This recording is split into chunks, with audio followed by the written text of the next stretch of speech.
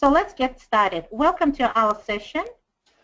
And our presentation will be approximately 45 minutes with a few minutes, like 10 minutes for question and answers, but also feel free to ask any question during the session.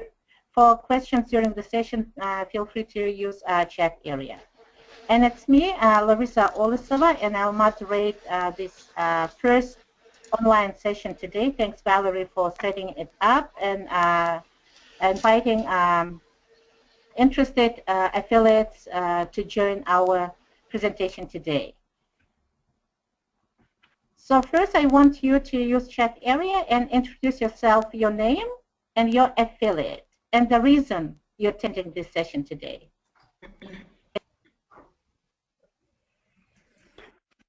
You can type in chat area your name, your affiliate, and the reason why you're attending our session about partnership between two affiliates. This is Esther de Jong. I am from Sunshine State, TESOL, Florida, and I'm just interested in seeing how other affiliates connect with other affiliates, hoping that we can learn from that, as well as thinking about how we can better connect with the various chapters that we have within our state. Thanks for having me. Yes, thank you, Esther, and thanks for joining us. It's early, 9 a.m. in Florida. And Rice, welcome from California. It's very early there, earlier than here on the East Coast.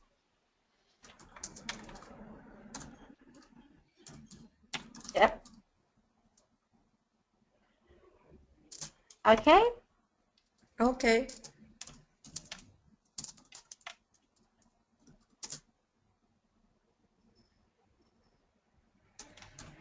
Anyone else want to introduce and share? You can welcome Robert from Louisiana, TESOL. Welcome. Yeah, I was part of. I guess I had the challenge this year of organizing a regional TESOL for the Southeast region for 11 states in the Southeast of the United States, and it really let me know how little I knew about the people next to me were doing, whether they're in Texas TESOL or in the Mississippi TESOL. And so, yeah, that's why I came, is just to kind of see what are some better ways that we can work with the other people, whether they're in the state next to us or whether they're on the other side of the world. Perfect. Yes, I think you are in the right place, Robert. So we'll try to share, and feel free to ask any questions, and we would be happy to answer. Welcome, Laura from Virginia. Where in Virginia are you? In Virginia, TESOL. Is it in Richmond? Oh, you're in Old Dominion. Hello, Anna. Welcome from Argentina. Hello. So anyone? Hello. Oh, you are in Norfolk, Laura. Okay. I think we covered everyone. Thank you for introducing yourself and sharing the reason you are here. So now it's our turn to introduce ourselves. And our presentation is TESOL 5 and Equal TESOL Partnership, 2008 up to 2015. It's been already 7 years of our partnership, and today we want to share our experience and also want to share our recommendations with you that you can use while running your affiliate collaboration or partnership with other affiliates. And I want to give a mic to Don Wiesenfeld to introduce himself. Don? Thank you, Larissa. It's a pleasure to be here.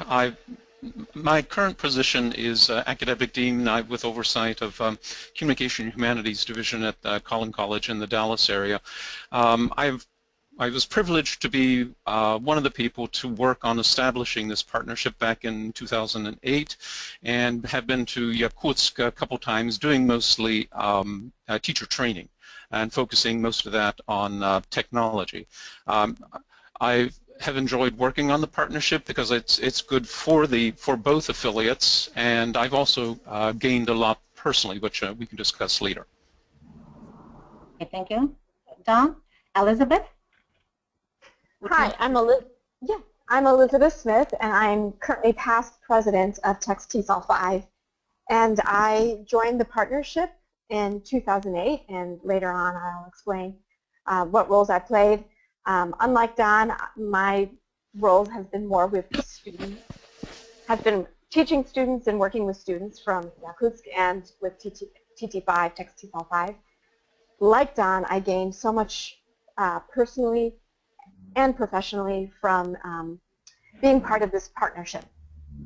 And thank you for everyone for logging on this morning. Thank you, Elizabeth. Okay. Okay, would you introduce yourself?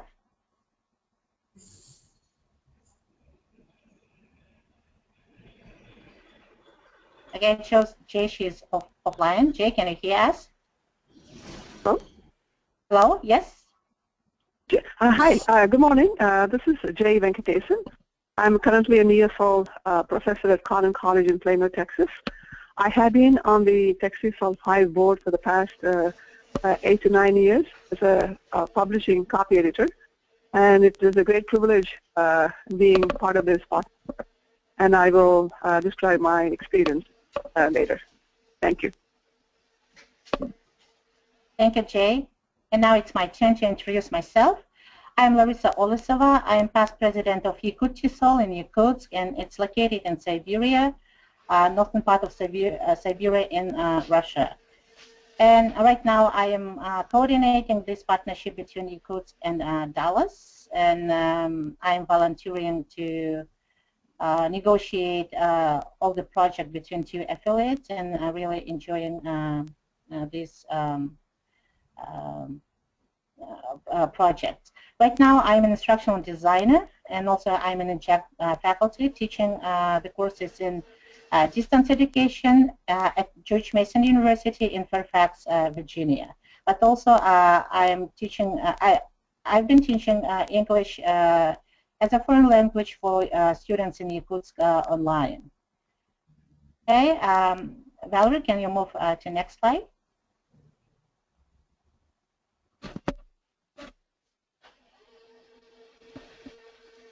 Yes, and this is our agenda for today. So we'll talk a little bit about background of our partnership. Then we'll show the project we completed. Then we'll talk why you or we need this partnership, how this partnership actually works. Then we'll go through the overview of different projects. Elizabeth, Dawn, and Jay, they will share their experiences traveling to Yakutsk for different projects. Then we'll share the future plans of our partnership between two affiliates, and talk about some quotes from participants in this partnership. What is there for next decades? Valerie, can you move to the next slide? So you see, here's the map, and on the left you see the United States, and you see where Dallas is located in Texas. And then away from Dallas to Russia up to next side, east side of Russia, it's Yakutsk in northern Siberia, and the place is called officially Republic Sakha-Yakutia. So you can travel both sides from the United States using East Coast and the West Coast.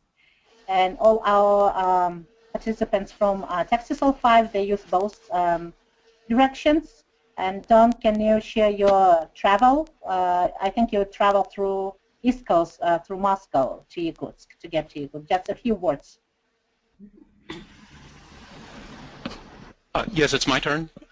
Yes, just talk about a little bit about your travel from East Coast to Moscow, how long it took, and which how many stops do you have? So all this, just few details. Sure, just the travel. I'm having some audio problems on this end. So, as I mentioned earlier, I've been to Yakutsk twice and had the privilege of working with faculty and administrators over there.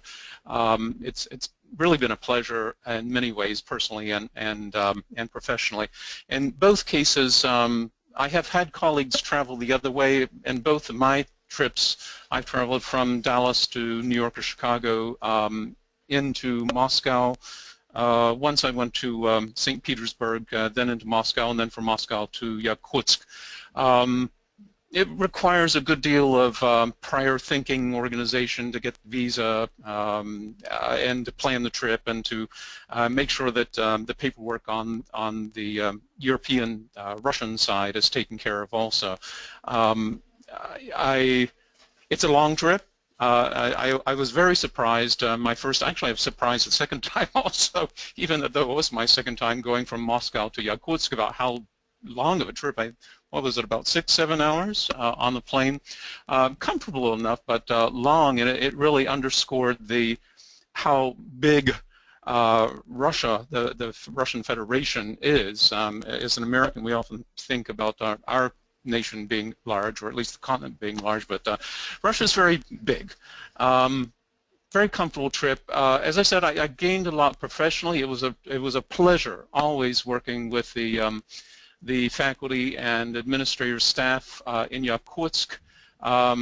I get a little nervous when they ask me to dance, since I'm not a great dancer, but well, I played through that, and we had great fun, in addition to having some great classes. And again, as I mentioned earlier, I focused mostly on technology both times I was over there.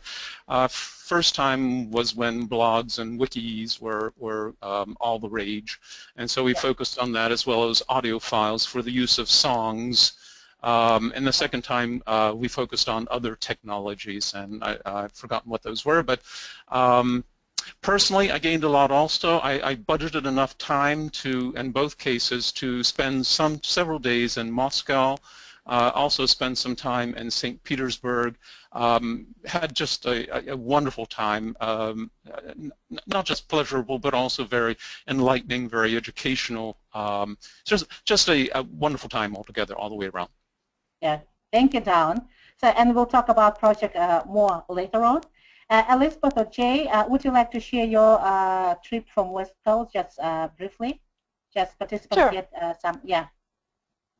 Yeah. So I flew from Dallas to Seoul, South Korea. There's a direct flight with Korean Air from Dallas to Seoul, and that's about a 13 or 14-hour flight. I can't remember. When I took this trip, I was flying with my husband and my two daughters, who were 10 and 12 at the time. Something to keep in mind is Korean Air offered children's rate for airfare for kids under the 12 and under. We spent a couple of days in Seoul simply because I had students there and I wanted to connect with them and their families while I was there. From Seoul, we took a flight to Vladivostok in Russia. I think it was about a 2.5-hour flight. Again, Korean Air offers that flight. I think they only offer it on something like Mondays and Wednesdays. It could have changed by now, but I do. Okay, I remember that. And then it was, again, very nice flight. Korean Air is a great airline. And then from Vladivostok, we had to spend 2 nights because we arrived on a Monday, but the flight from Vladivostok to Yakutsk was only on Wednesday. Again, that may have changed by now. So we spent 2 nights in Vladivostok, and Yakut TESOL was incredibly gracious. They paid for our hotel while we were there. There's an American consulate in Vladivostok, and again, Yakut TESOL had a contact there, an American woman who met us at the airport in Vladivostok, and this was great for us because we don't speak Russian, and she was able to help us navigate the city of Vladivostok, taxis and so forth. And then we took the flight from Vladivostok to Yakutsk, and I'd like to echo what Don said about Russia being so large of a country. I think this was about a 4.5-hour flight. So it does take some time, hours, days, to get there. It was so worth it, 100%. Yeah, thank you, Elizabeth. Jay, do you want to add your experience, just a few words, very briefly?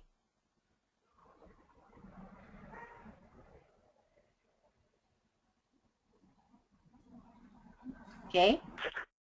Yeah, my trip was exactly like Elizabeth's. Everything was so And of course, I started planning a little bit late, so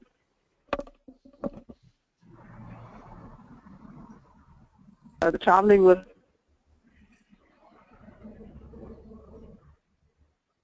to Incheon Airport in Korea, and from there to Vladivostok.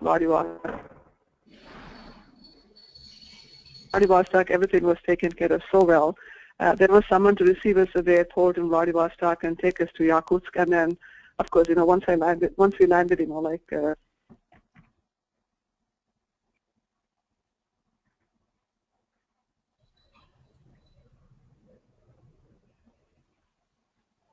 so great. And one thing, I enjoyed, and luckily they didn't ask me to dance, so it was okay. Okay, good. Thank you. Now we are moving to next slide, slide 4. And Don, would you like to talk about signing partnership agreement, how it started? Sure. I was back in Washington with George Washington University when the idea of creating this partnership came about. And it was Larissa, through a common friend, who started that conversation. We were aware of the the partnership that TESOL had, and we were hoping to create something similar. So Larissa started the process. We checked with TESOL to see what the process was to make it official, filled out the forms, had a discussion through Larissa with Yakut TESOL, and of course discussions on this side with eventually with TESOL 5. I'd moved to Dallas since that discussion began. Both affiliates were very intrigued, very interested in creating this partnership and looking at the potential benefits. We eventually both agreed to it, filled out paperwork for TESOL, and I guess one of the first activities was Yakut TESOL inviting me to come over and provide, along with two colleagues from George Washington University.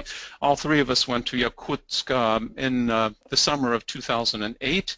And we had a great time providing professional development. My two colleagues were in English literature at that point, so they provided that type of professional development. As I mentioned earlier, I provided some professional development in technology, instructional technology. Among other things, we carved out time for a ceremony to make it official, make the partnership official, and the photograph that you see here is Larissa and I signing that agreement at this ceremony. A really great time, and it's been really a pleasure in many different ways ever since then. Okay, thank you, Don.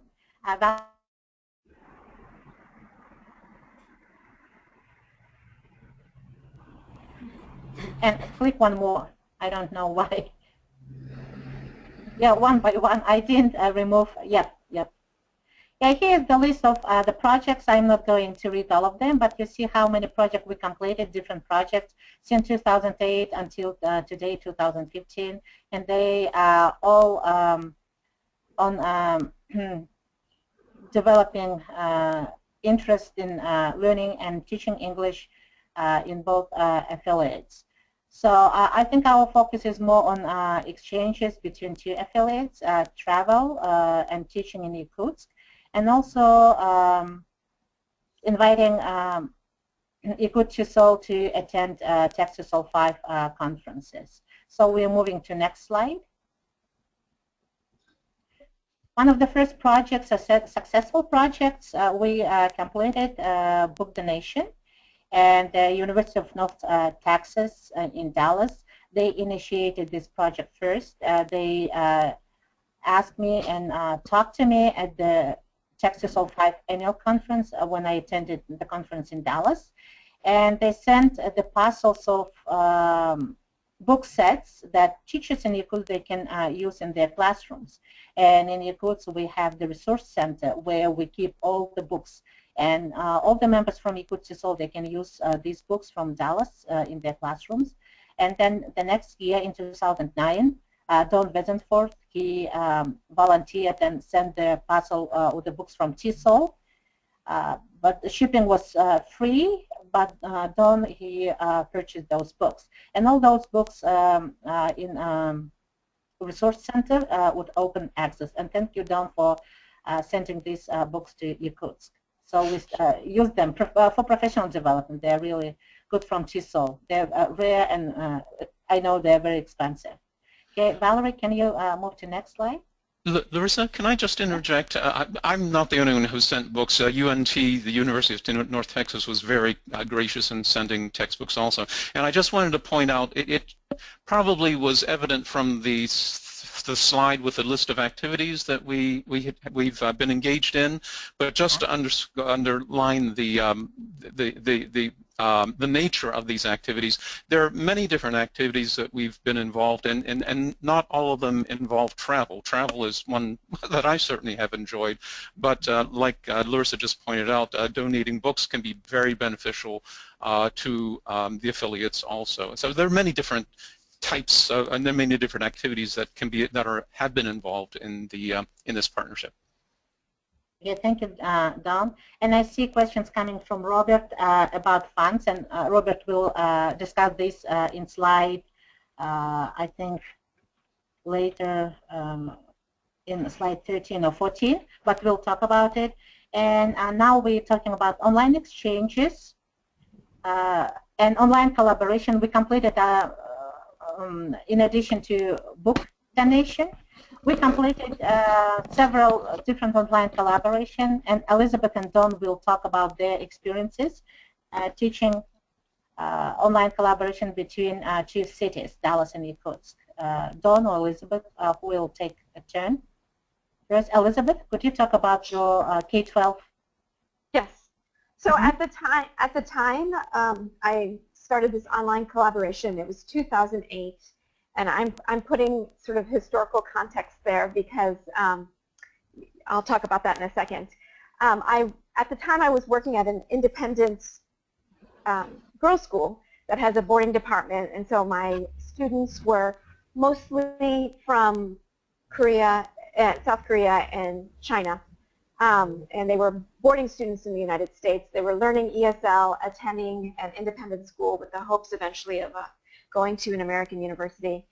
The school I was working at had just the previous year instituted a laptop program for all students beginning in the 6th grade.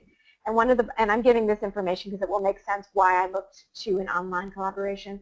And basically what happened is teachers were not using the laptops in the most efficient way, and the school gave us a lot of professional development experiences and talked about how we needed to find innovative ways to use our laptops. One of the ways that was presented to us was finding classrooms across the world and starting these online collaboration. At the same time, I attended the state Text TESOL conference, and lo and behold, there was a booth with Don and Larissa, and they were advertising online collaborations and classrooms who would be available and who are interested. So I walked over to the booth and said, yeah, I would love to start an online collaboration. And that's how I got started. So I had a high school class, 9th and 10th graders, ESL, and we collaborated with an English class in Yakutsk, and that's on the screen. You can see a picture of the class we collaborated with. At the time, there was very little as far as curriculum goes for online collaboration. And as Don has already previously mentioned, at the time, sort of all the rage at the time were things like blogs and wikis. What we decided is it was going to be too difficult to connect our classes through Skype, which was one idea I had simply because of the time difference. There's a 15-hour time difference between Dallas and Yakutsk. So the Yakutian teachers and I sort of designed the project as we went along, and we did a variety of things. One was, I can give you an example of one project we did. We had the students, step one was for the students to introduce themselves to each other, and we did it. It was very basic at the time. We used PowerPoint and inserted audio files so the students got a chance to talk about themselves, and then the students on the other end got a chance to hear English being spoken. And our project ended up lasting about 5 months, and it was incredible. I think for my students, the light bulb went all over their head when we put up the first PowerPoint, that introduction PowerPoint, and my students, again, mostly from South Korea and China, looked at the Yakutian students, and this is a direct quote. They looked at the slide and they said, "Oh, they're Asian, like us. They're not Russian." And so this sort of fueled the conversation and got 100% student buy-in, and it made my students very, very interested in participating in the project, learning more about that part of the world, and learning more about these students. It was fantastic. It was fantastic, and thanks for initiating this online collaboration. It was difficult, especially with technology access in Yakutsk. And Don, would you like to talk just briefly about our online collaboration between university students? I would very much like to do so because it brings back some good memories, and I'll try to keep it brief. We triangulated a partnership, a collaboration between among 3 different classes. A class, and this is college university level. So there was a class, a university class in Yakutsk. Our colleague, mutual colleague in Washington, the George Washington University, also engaged her class. ESL students, and then I had a class of ESL students here at the college. At some point, we also had a colleague, a mutual colleague in California, join us. I think for at least one semester, and basically it was a semester-long project because of the structure here in the United States on a semester system, and it was a reading and writing course, or basically a writing course, ESL course, and it entailed some field research. There were maybe 4 units, I believe, 3 or 4 different units based on current events, current issues. One that I remember vividly is the ecology issue that we did, and if I have a little time, I'll explain that a little bit. In any case, it entailed some reading, so we had an online repository of links and documents, articles that could be used that we asked the students to read as a basis for the discussion. The discussion took place in blogs.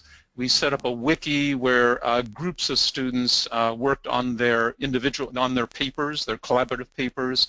It also involved field research. We asked students to go out and research their topic, as well as do some library research, bring it back, and flesh out their research papers. It was I think all of our students benefited from the cultural collaboration that was entailed in those classes. They also learned a lot about a lot of different things. I mentioned ecology earlier. There was a very long discussion about the use of plastic bags in grocery stores over here, because that was an issue, a big issue, and it still is in Dallas anyway. And then at least my students here in Dallas were mesmerized by the discussion by one group of students, Yakutsk, about the Baikal lake and the descriptions of it and how, and I think Putin was at that point planning to build a pipeline, oil pipeline down near Lake Baikal, and so our students were very much interested in that, and so it was a wonderful collaboration in many different ways, very educational, very enlightening culturally also. Yeah, and we presented this online collaboration at TESOL in Philadelphia. I don't remember where, but we presented. Okay, thank you, Don. So now we are moving to next slide, and Elizabeth will share the stories of children from Yakutsk traveling to Dallas. And also Eugenia. Yeah. Go ahead. Got it. Sorry about that. After my online collaboration, I was invited to spend a summer teaching at a summer camp in Yakutsk, and I can talk more about that later. But what happened is when I spent my summer teaching in Yakutsk, again, I was working for this independent school. The students in Yakutsk were just awesome. I mean, they were just unbelievable. Such engaged students, strong levels of English, very, very curious about the United States. And I started thinking and planning, and I knew that the school where I worked had a summer school. And during that summer school, we offered 6 weeks of ESL. So when I returned from Yakutsk, sort of got things going, and Larissa and I talked, and I told her about how my school had an ESL summer camp, and would some students from Yakutsk be interested in coming for the 6 weeks. And it worked very nicely because, again, the school has a boarding department, so the students would board on campus. So we didn't have to find host families or anything like that. And then they would spend their days taking English classes, and there was sort of this whole ESL program designed by the school.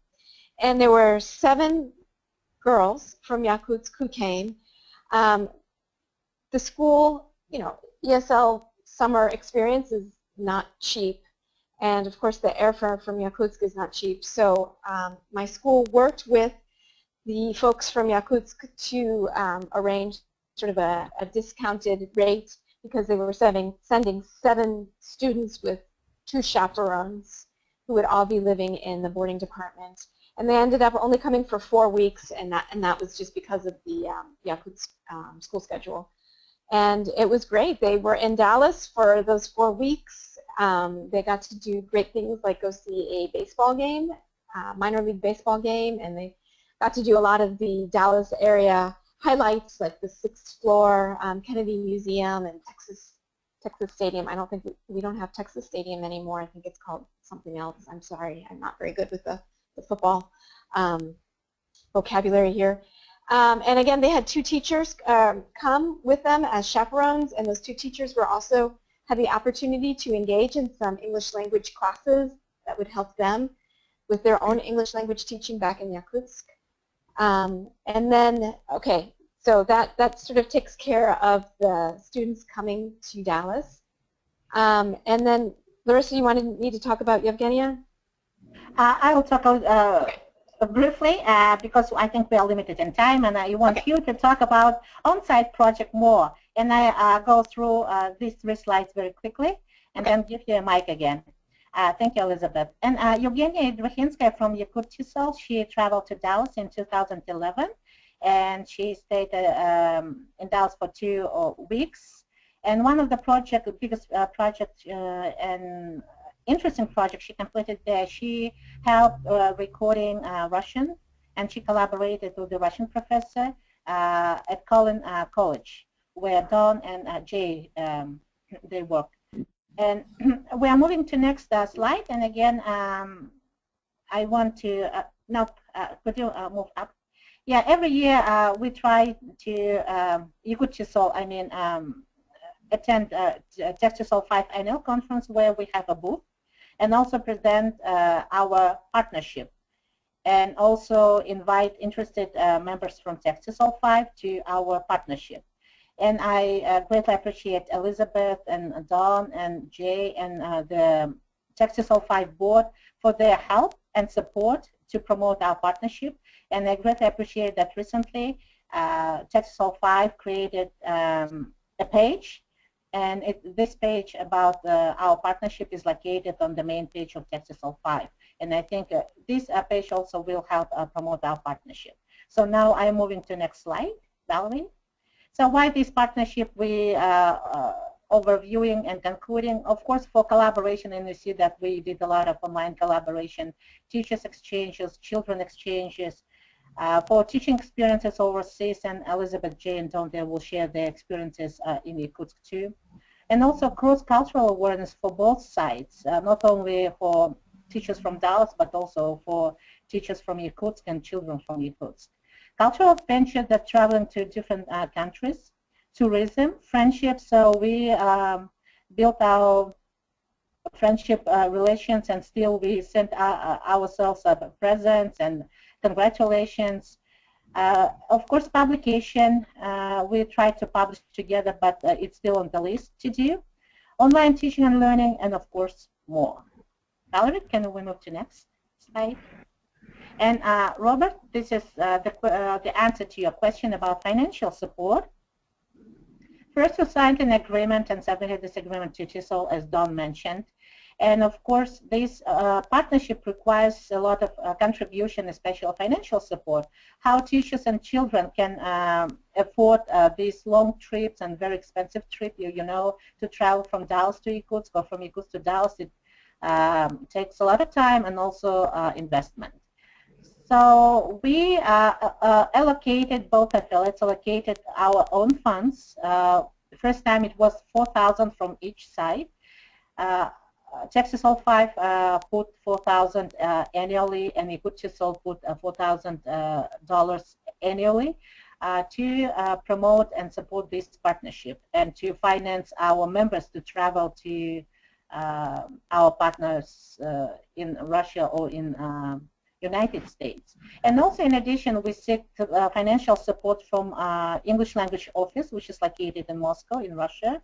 We submit our proposal every year, and they cover some of the expenses when our members travel to Dallas, or teachers from Dallas travel to Irkutsk. But they fund only American citizens, and if you're an American citizen, they pay for your tickets. So how this partnership works for members? They should, if they're interested, they should contact with us, with Don, me, Elizabeth, or Jay, or who involved into this partnership. But the key contacts us, me and Don. And right now, I think that Elizabeth, she also, because she is the past president of TESOL 5, and she has access to the members. Then they usually do negotiations of their plans, what they want to do, if they want to teach or they present or do professional development. And then here they start the process of submitting for visa, receiving visa, tickets, trip, and then when they come back to Dallas or to Irkutsk, they submit their report to the board, and then they present at annual conferences in both sides. Okay, next slide. Rob, I hope we answered the question about funds. And some funds, of course, come from personal money from members. But also, Larissa, yeah? If I could just add, also your own institution may be willing to kick in some funds, because that's how it worked for me. I received a grant from my own institution to pay for part of my airfare. Sure, yes, yes. Okay, Valerie, can we move to the next slide? Professional development, Don, would you like to briefly talk about this experience, and then we move to on-site project for Elizabeth and Jay?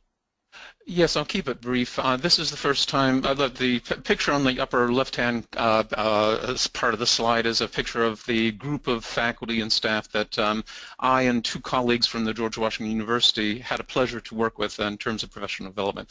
The two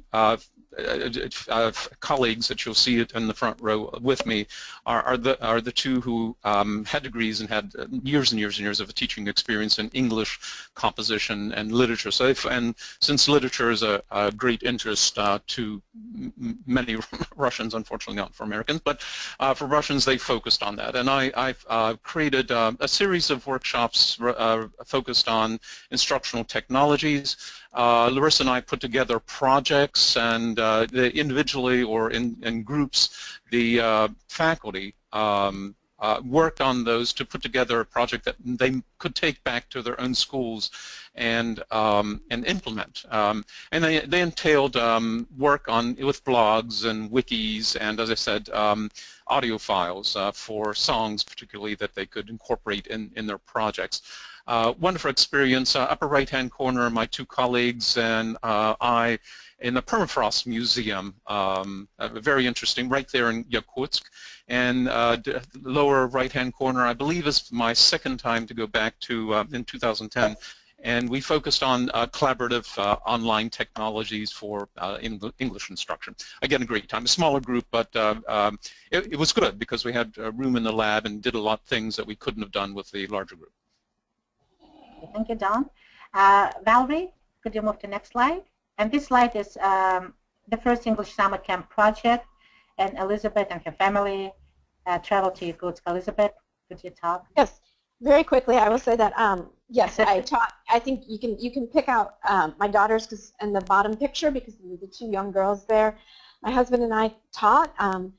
I'll say I did more of the teaching than he did, but we had all of our students. We had a intermediate and an advanced class. We sort of divided the students by age and also by ability. The main focus was speaking and oral practice because this was, after all, a summer camp. Students weren't being tested and didn't have to learn grammar rules. They just had the opportunity to put it all to work. So we focused on a lot of oral language. We looked at clips from American movies.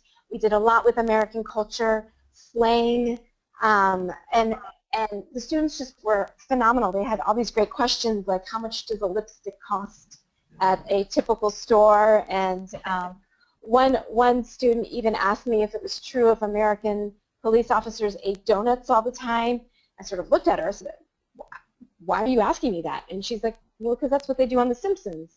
So the students were very, very interested in American culture, and so that's what we chose to focus on. And it was wonderful. These were very, very smart kids. Okay, thank you. Valerie, can you move to next slide? And Elizabeth, could you move up? Elizabeth, could you talk? Yes. So for the following summer, for the camp of 2010, I recruited another TESOL 5 board member, Jamie Lynch, who went to Yakutsk on my recommendation and my suggestion, which is it's great professional development. And she did not stay in the city of Yakutsk like I did.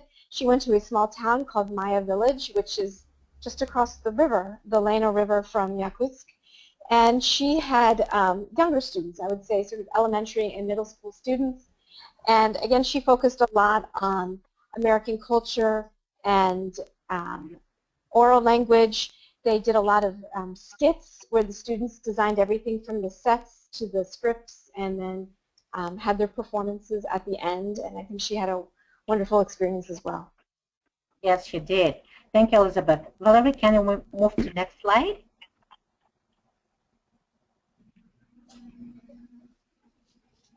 Valerie?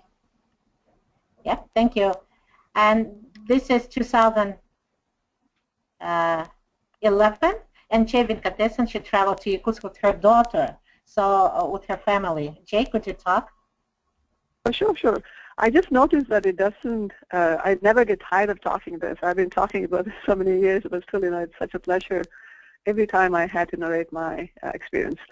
I was invited to Yakutsk in May 2011 to help enhance the conversational ability in English in university students and local professionals. I was given a schedule and specific topics ranging from American holidays, work, leisure, education, home, health, etc. Through discussion, comparison, contrast, and playing games, the students were given opportunities to converse in English. The speaking listening classes led naturally to exploring American idioms and their usage. The students' indomitable eagerness also propelled me to teach basic paragraph writing, which is steered towards a project of each designing a book consisting of stories on topics including their dreams, travels, favorite traditional stories, hobbies, recipes, etc. I have proudly displayed their books in TESOL 5 conferences. The 2-week program finished with a bang when students cooked their favorite dishes and shared with their classmates. They also shared the process of making the dishes. Needless to say, both their dishes and presentations were superb. Also, I was very happy to give an IELTS presentation to the faculty members. Besides my teaching experience, the hospitality was unbelievable. I was entertained every day visiting museums and other historical sites. My favorite visit was to the Permafrost Museum, something which was out of this world. The special care taken to provide me with vegetarian meals and comfortable lodging are unforgettable. Again, in short, like I can say my trip to Yakutsk gave me the most memorable, humbling experience a language teacher could ever ask for. and I'm very glad that the friendship has been warm ever since. Thank you. Yeah, thank you, Jay. Next slide. And last year we completed one more travel project. Rhonda Glasser from TESOL 5, she's from Regional College in Dallas, and her daughter, they traveled and teach two groups of students of different ages, I think 10 and 12 and 13 and 16 or 17. And Rhonda's daughter, Sophia, she taught art, English through painting. And children of 10 and 12, they took these English classes and they painted and they talked to Sophia in English. And this is how we try to accommodate family, tourism, friendship, and also professional development. And I wish Rhonda were here. She will talk more. Could you move to next slide, Valerie?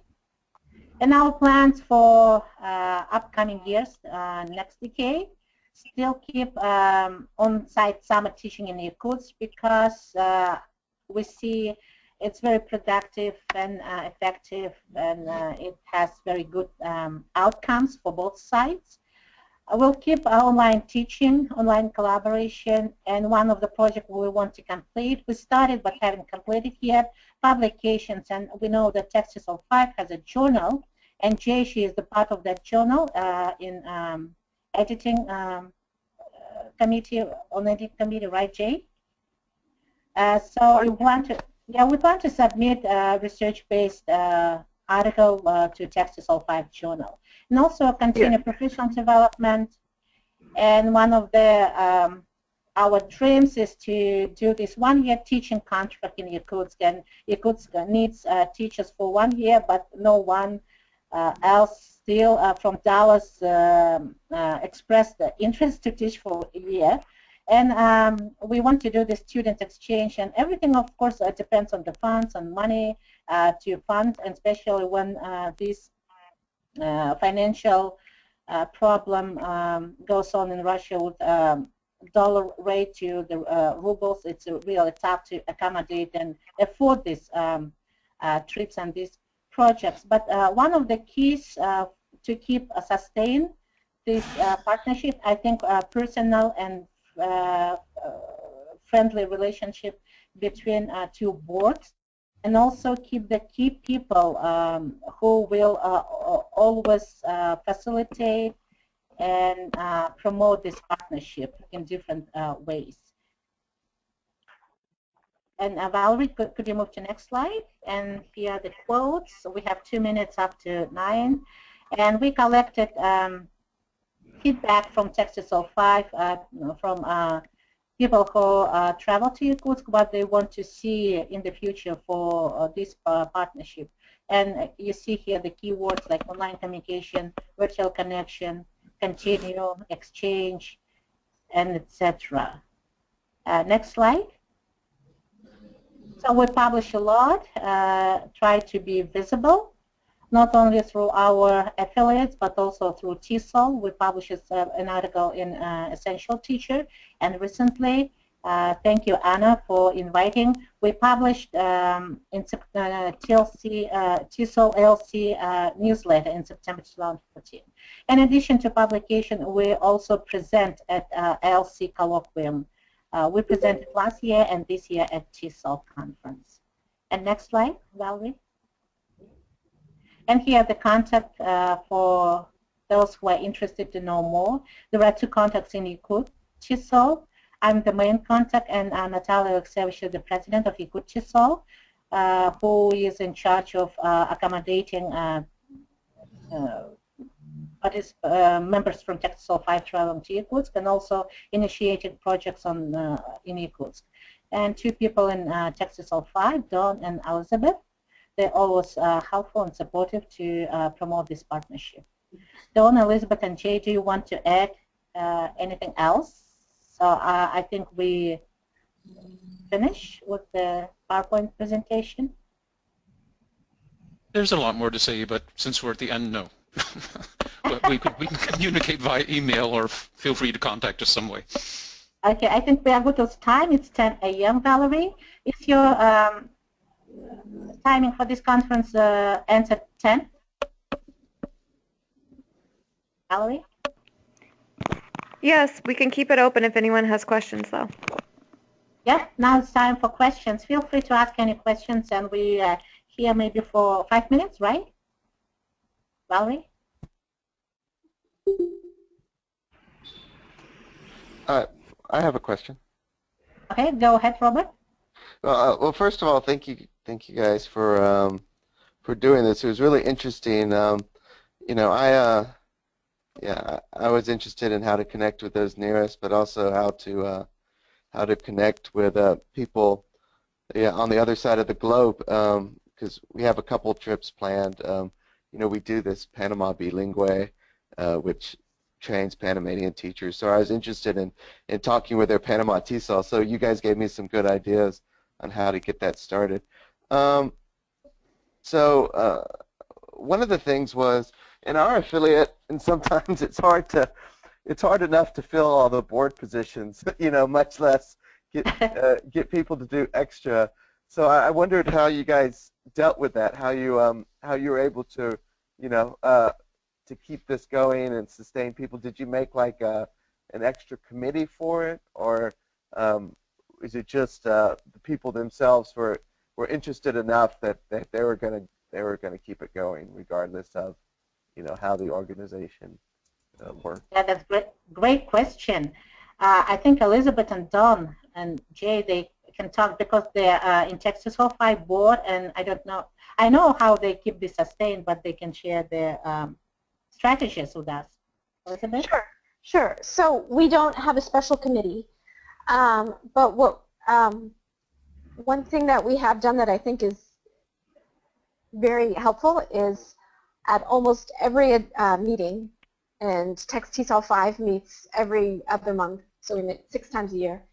The Yakut partnership is put on the agenda, and it keeps it alive. And sometimes we say we don't have any updates. For those of us who participated in the travel aspect, or even on just the online aspect, we either say we don't have any updates, or we give updates. So if Larissa and I have chatted about something, I can relay that update. Another big thing is to keep the partnership front and center. And so our affiliate undertook the monumental task of redesigning our website this year. And Jay and I made sure that there was going to be a page dedicated to the Yakut TESOL 5, TESOL 5 partnership. You know, we did the history. We asked advice from Don and Larissa. What do you guys want to see on that? So we have the history, we have pictures, we have information about the projects. So for us, there has been no special committee, but I feel like we've been able to generate enough support from board members who've traveled that it keeps the partnership alive. Last 2 points, at our affiliate conference annually, we always give Yakut TESOL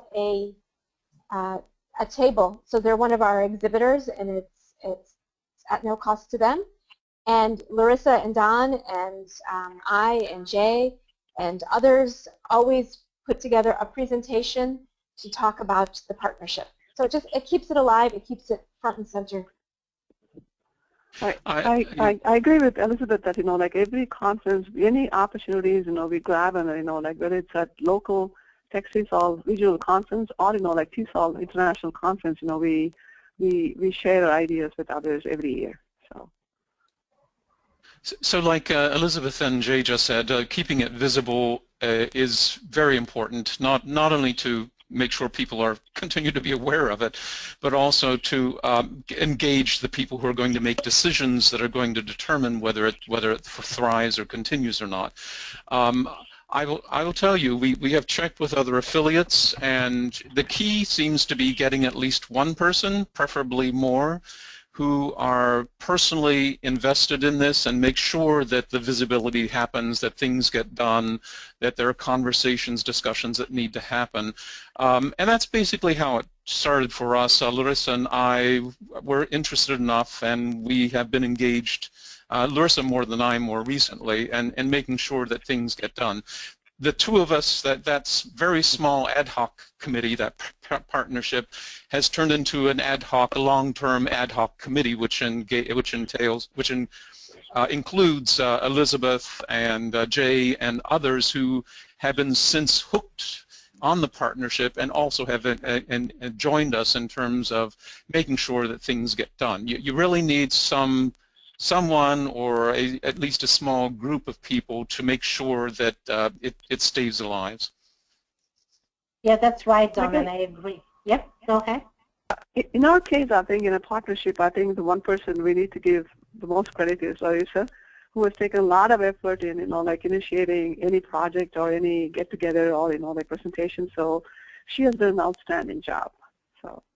Yeah, thank you, Jay. And I still remember how we shared the room in Philadelphia. It was fun. Yeah. Yeah, and I agree with Don and everyone with Elizabeth and Jay that you should keep this visible. And I think lessons learned a lot from what you saw, who also were successful running the partnership with Senegal, I think.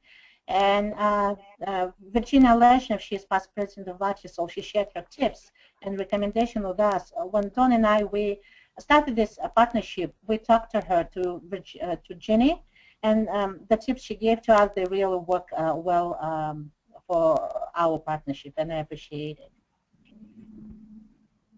Any other questions?